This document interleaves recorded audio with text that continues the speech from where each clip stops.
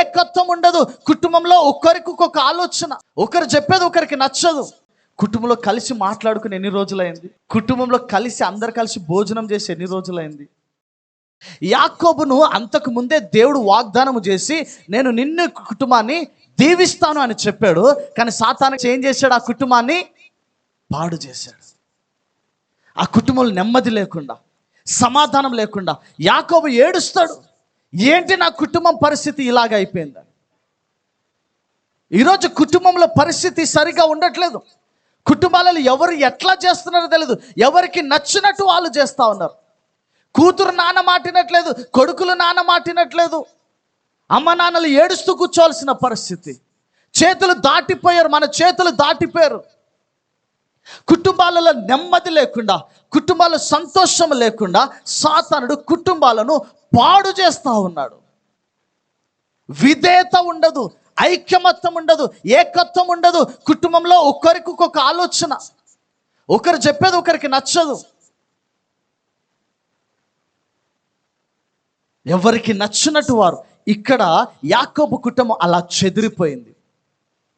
వాళ్ళ నాన్న ఒకటి చెప్తా ఉంటుంటే వాళ్ళు ఒకటి. తర్వాత కొద్ది రోజులకి అక్కడి నుంచి వచ్చిన తర్వాత మరలా యోసేపుని ఏం చేస్తారు? అమ్మేసేస్తారు, గుంటలో ఇచ్చేసి.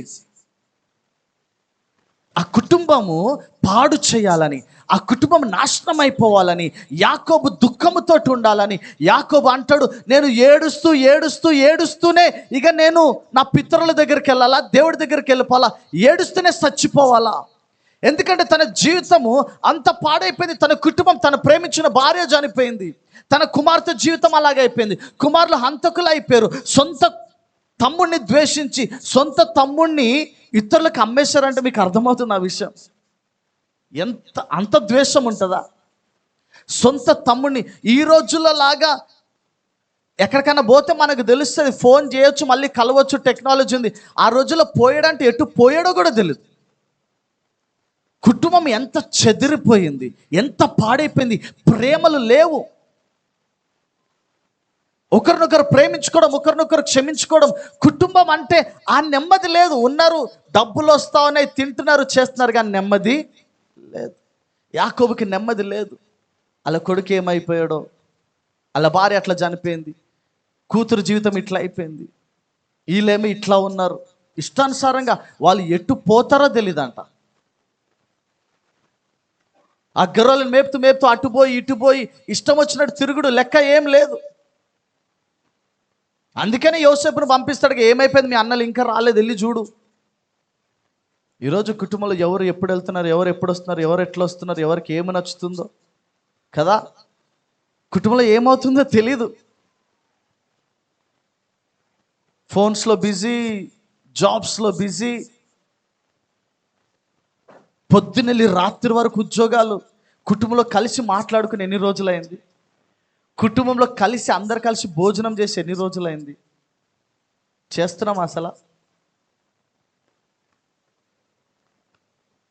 అసలు ఎవరి మనసులో ఏ బాధ ఉంది, ఏం అసలు పంచుకునే పరిస్థితి ఏమైనా ఉంటుందా? బాధ వినేటువంటి వారి పరిస్థితి, మన ఇంట్లో వాళ్ళు కూడా మన బాధ వింటారా అనేటువంటిది ఏం లేదు. ఎవరు బాధ వాళ్ళు అట్లా దిగమింగుకుని ఉండడమే తప్పించి ఆ ప్రేమల ఆప్యాయతలు ఈరోజు ఆ కుటుంబాన్ని సరిచేసేటువంటి వాడుకుంటున్నాడు. ఆమెన్, హల్లెలూయా. ఆ విధముగా నువ్వు ఉన్నట్లయితే, దేవుని సన్నిధికి నువ్వు వచ్చినట్లయితే గనక దేవుడు నిన్ను బాగు చేసేటువంటి వాడుకుంటున్నాడు. యాకోబు ఎప్పుడు దేవుని సన్నిధిలో కనిపెట్టి ప్రార్థన చేశాడు. అన్నదమ్ములందరూ కూడా చంపుదాం అనుకుని అమ్మేద్దామని అనుకున్నారు. కానీ యోసేపు ఐగుప్తు దేశానికి వెళ్ళిన తర్వాత ప్రధానమంత్రి అయ్యాడు. మరలా ఒక కరువు రప్పించిన తర్వాత వారందరూ కలుసుకున్నారు. సుఖముగా అందరూ వచ్చి ఒక మంచి పచ్చని స్థలంలో, ఎక్కడైతే సంపద ఉందో ఆ స్థలంలో మరలా అందరూ కలిసి, ఆ 70 మంది కుటుంబంగా కలిసి భోజనం చేయడానికి, నివసించడానికి, ఆనందించడానికి దేవుడు వారి బ్రతుకులను సరిచేసినట్టుగా చూస్తున్నాం. హల్లెలూయా. అయిపోయింది యాకోబు అని అనుకుంటాడు, అయిపోయింది నా పరిస్థితి, నేను చూడకుండా చచ్చిపోతా, ఈ ఏడుపుతోటే, ఈ బాధతోటే నేను ఇక నా జీవితం ముగించాలని అనుకున్నా. కానీ దేవుడు మరలా నేను చూసే అవకాశము నాకు కలుగజేశాడు. అన్నదమ్ములు, వారి భార్యలు, పిల్లలు అందరూ కలిసి సుఖంగా నివసించేటువంటి అవకాశాన్ని దేవుడు వారికి కల్పించాడు. చాలాసార్లు పెళ్ళిళ్ళు అయిపోయిన తర్వాత, పిల్లలు పెద్దలు అయిపోయిన తర్వాత కలిసి ఉండేటువంటి పరిస్థితులు లేవు. ఈరోజు దేవుడు నీ కుటుంబంలో పరిస్థితులు ఏమైనా నాకు తెలియదు, నీ పిల్లల పరిస్థితి ఎట్లుందో తెలియదు, నీ భార్య పరిస్థితులు ఎట్లా ఉన్నాయో నాకు తెలియదు. దేవుడు అంటా ఉన్నాడు, సరిచేస్తాను అని అంటున్నాడు. నీ కుటుంబాన్ని నేను సరిచేస్తా. నీ కుటుంబంలో ఏ పరిస్థితి ఉందో నేను సరిచేస్తా. ఎవరెవరు ఎట్లా పాడైపోయారో నేను సరిచేస్తా. నువ్వు నా మీద నమ్మకం ఉంచు, నా మీద ఆధారపడు. దానియేలు బానిసత్వంలో ఉండి కూడా కిటికీలు తెరిచి, అయ్యా మా దేశాన్ని బాగు చేయి ప్రభువా, మా దేశాన్ని సరిచేయి ప్రభువా అని ప్రార్థన చేశాడు. ఆ దేశం బాగుపడింది, ఆ దేశం బాగుపడింది, ఆ దేశం సరిచేయబడింది. అలాగూ ప్రార్థన చేసేటువంటి వారుగా నువ్వు ఉండు. దేవుడు నీ ప్రార్థనలు ఆలకించి నీ కుటుంబాన్ని తప్పకుండా సరి చేస్తాడు.